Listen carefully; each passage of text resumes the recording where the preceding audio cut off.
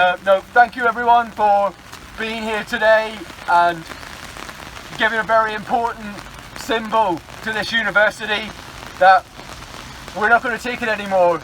You know, you can throw the worst of the weather at us and we're going to come out and we're going to strike, because we know we're striking not just for ourselves and our colleagues and our students, but the future really of higher education. You know, year after year we're seeing our pay fall as the executive, not just at this university, but the executives across higher education reward themselves ever more lavishly, set up international campuses in Dubai, where our provost kindly remind us that it's illegal to strike, and yet it's our first ever international campus. So that Tim Jones, you may know him from such informative messages as UOB briefing, which I'm reliably informed can be sent from Dubai and all sorts of other exotic places. But no, seriously, year after year our pay is falling, and now they're coming for our pensions. 2018, strike action by 65 higher education institutions forced our employers to reconsider their plans, at least to pause them, and to set up a joint expert panel report to consider the future of our retirement plans.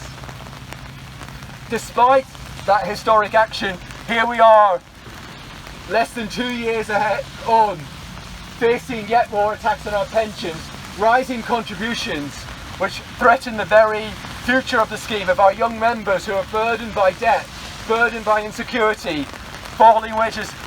If they cannot pay in, older members not out today, their future is also threatened. So we truly are all in this together and all in the rain together.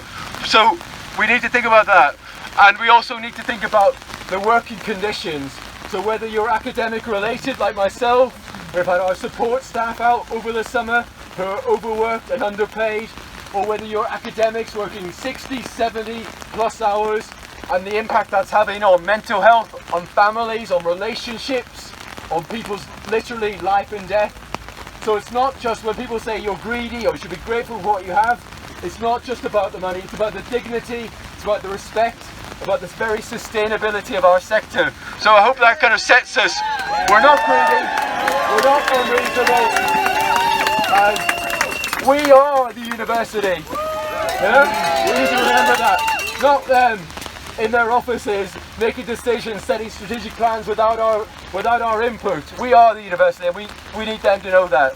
So obviously it's raining, so let's just try and keep this as brief as we can. Apologies, we're working on the whole brevity thing. But what we're going to hear now, I should say I'm Francis, by the way, communications officer, very professional.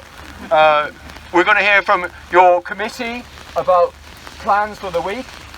Just before I do that, we're going to hear about the phenomenal Teach Out programme that Amy has helped bring together. But before I do that, I just need to remind you that we're out for 8 days, because we know that that's the only thing that management will listen to, is if we withdraw our labour. But so make sure that you fill in the form and register to make sure you can claim both your national hardship but also your local hardship fund.